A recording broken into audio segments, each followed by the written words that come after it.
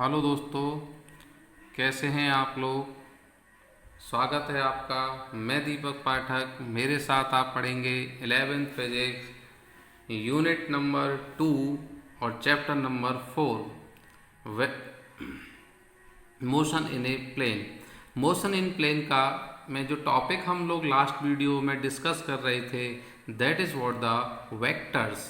मैंने आपको last class में वेक्टर का मीनिंग, वेक्टर को कैसे रिप्रेजेंट करते हैं, इसको बताया था।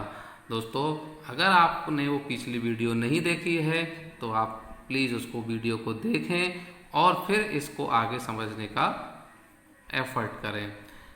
आज की वीडियो में हम कुछ और टॉपिक को डिस्कस करेंगे। स्क्रीन पर आपको दिखाई दे रहा होगा। आज का पहला टॉपिक है पोजीशन वेक्टर। क्या बोलता है, क्या चीज़ बताई जाती है हमको। एक vector which gives position of an object with reference to the origin of a coordinate system is called the position vector, OP vector. ठीक है, यानी कि देखिए यहाँ पर आप देख पा रहे हैं, ये हमारे पास कोई एक पोजीशन है, कोई एक पॉइंट है, ये हमारे पास एक कोई पॉइंट है, that is what the P.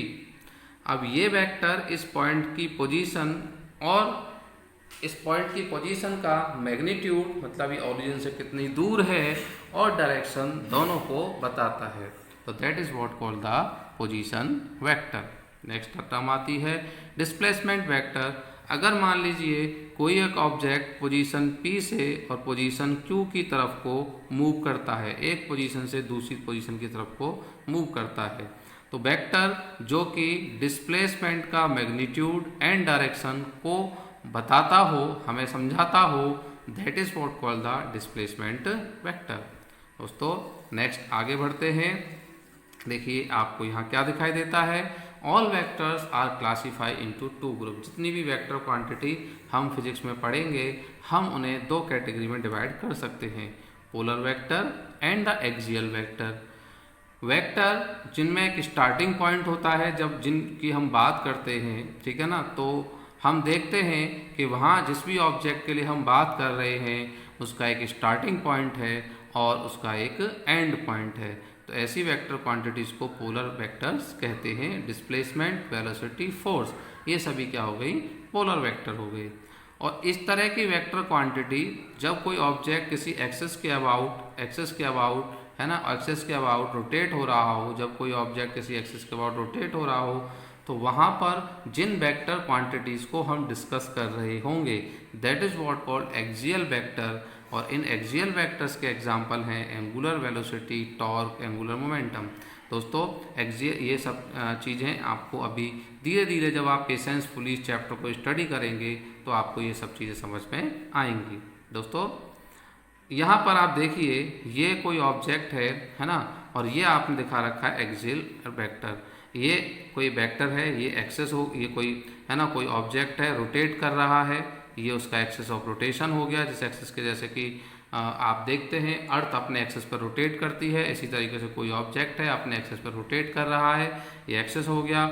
जहाँ एक्सेस होता है वहीं पर एक्सियल वेक्टर भी प्रेजेंट होता है। ओके दोस्तों, है ना। बाकी ये टर्म, ये एक्सियल वेक्टर, जैसे जैसे आप 11th की फिजिक्स पढ़ेंगे आप लोगों को और बेहतर ढंग से समझ में आएगा। ठीक है दोस्तों, चलिए, हमने position vector, displacement vector, then vector को क्लासीफाई करने के बाद यहाँ पे आपको दिखाई दे रहा होगा कुछ ऐसी फिजिकल क्वांटिटी जिनमें कि डायरेक्शन होने के बावजूद भी हम उनमें वेक्टर के लॉज नहीं लगा सकते हैं, that are called the tensors. उनको हम क्या कहते हैं, टेंसर्स कहते हैं। ठीक है दोस्तों, अब आता है सम डेफिनेशन इन वेक्टर अलजेब्रा। ठीक है, सम डेफिनेशन इन वेक्टर अलजेब्रा, यानी कि वेक्टर को समझने के लिए कुछ टर्म्स हैं जिनको कि हमको समझना होगा, सीखना होगा। जैसे कि पहला टर्म है इक्वल वेक्टर्स। तो आप vector A and vector B जिनका मैग्नीट्यूड भी सेम है और डायरेक्शन भी सेम है are called equal vectors.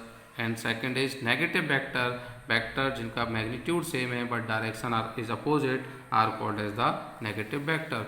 Modulus of a vector, जैसे हमने लिखा modulus of vector A, mod A, it's gives the magnitude. जब हम मॉडुलस ऑफ वेक्टर की बात करेंगे, दैट मीन्स हम उसका क्या जानना चाहते हैं, हम उसके मैग्नीट्यूड को जानने में इंटरेस्टेड है, हम उसके मैग्नीट्यूड को पता करना चाहते हैं। Next is unit vector. Unit vector एक ऐसा वेक्टर जिसका खुद का मैग्नीट्यूड 1 होता है और जो किसी डायरेक्शन को स्पेसिफाई करता है, जिसका खुद का मैग्नीट्यूड 1 होता है और जो किसी डायरेक्शन को स्पेसिफाई करता है, that is what called the unit vector. Cap लगा करके इसको रिप्रेजेंट करते हैं और इसकी वैल्यू अगर हमको चाहिए तो हम क्या कर सकते हैं,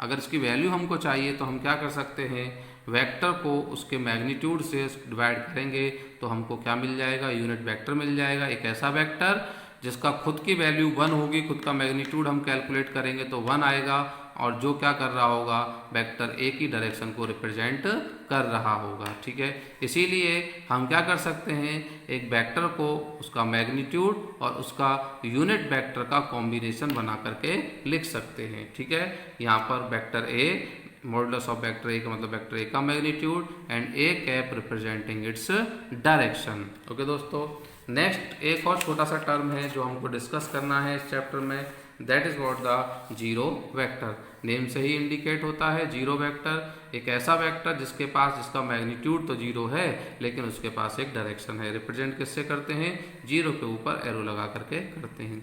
कुछ ऐसी सिचुएशन आती है जहाँ पर कि हमको जीरो वेक्टर की जरूरत पड़ती है। वेक्टर ए और वेक्टर बी के इक्वल है, ठीक है, तो vector A minus vector B क्या होगा, तो यहाँ पर आंसर होगा जीरो वेक्टर। क्यों, क्योंकि डायरेक्शन मैग्नीट्यूड से मैग्नीट्यूड तो माइनस हो सकता है लेकिन डायरेक्शन माइनस नहीं हो सकती है। ओके, इस तरह की कोई सिचुएशन एक ये, और अगर मान लीजिए यहाँ पर लैम्डा और म्यू एक दूसरे के इक्वल एंड अपोजिट हैं, तो इस केस में अगर ये वेक्टर ए से मल्टीप्लाई होते हैं तब क्या आएगा, तब भी हमें जीरो वेक्टर की ज़रूरत पड़ेगी। ठीक है दोस्तों, वेक्टर ए प्लस जीरो, यहाँ पर कुछ प्रॉपर्टीज़ हैं कि जीरो वेक्टर को ऐड करेंगे तो वेक्टर खुद आ जाएगा। अगर किस जीरो वेक्टर में किसी नंबर का मल्टीप्लाई करते हैं तब भी जीरो वेक्टर आएगा। वेक्टर में किसी जीरो का मल्टीप्लाई करते हैं तो वो जीरो वेक्टर हो जाएगा। और lambda A vector mu B vector it's hold only जब vector A and vector B are zero vector, तभी ये जीरो होगा और ये जीरो होगा। एग्जाम्पल्स जीरो वेक्टर के, है ना, तो देखिए यहाँ पर मैं बता दूँ आपको कि अगर मान लीजिए किसी ऑब्जेक्ट पर हम जिस डायरेक्शन में फोर्स लगा रहे हैं, ऑब्वियस सी बात है वह उसी डायरेक्शन में एक्सेलरेट होगा और जिस डायरेक्शन में एक्सेलरेट होगा वही डायरेक्शन उसकी वेलोसिटी की भी होगी। यानी कि कोई ऑब्जेक्ट सम टाइम चल नहीं रहा होता है लेकिन हमें मालूम होता है कि अगर ये चलेगा तो इसी डायरेक्शन में चलेगा, यानी कि वेलोसिटी की डायरेक्शन तो है लेकिन क्योंकि रुका हुआ है इसीलिए वेलोसिटी का मैग्नीट्यूड क्या होगा, जीरो होगा। ठीक है कि नहीं, एक बार फिर सुनिए, हम अगर किसी ऑब्जेक्ट पर फोर्स लगा रहे हैं, हमें मालूम है कि हम इस डायरेक्शन में फोर्स लगा रहे हैं, जिस डायरेक्शन में फोर्स लगा रहे हैं उसी डायरेक्शन में वो एक्सेलरेट होगा और वही उसकी वेलोसिटी की भी डायरेक्शन होगी। जब हमें वेलोसिटी की डायरेक्शन मालूम है और हमें मालूम है कि वह इसी डायरेक्शन में जाएगा लेकिन वह अभी रुका हुआ है, तो डायरेक्शन है लेकिन रेस्ट में है, तो ये वेलोसिटी जो का कंडीशन यहाँ पर होगी वह किसकी कंडीशन होगी, जीरो वेक्टर की ही कंडीशन होगी।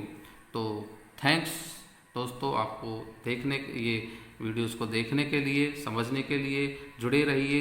वीडियोस ऐसे ही आती रहेंगी और आप इसी तरीके से नोट्स को पढ़ते रहिए और वीडियोस को देख करके अपनी ऑनलाइन स्टडीज़ को कंटिन्यू रखें। Thanks for watching.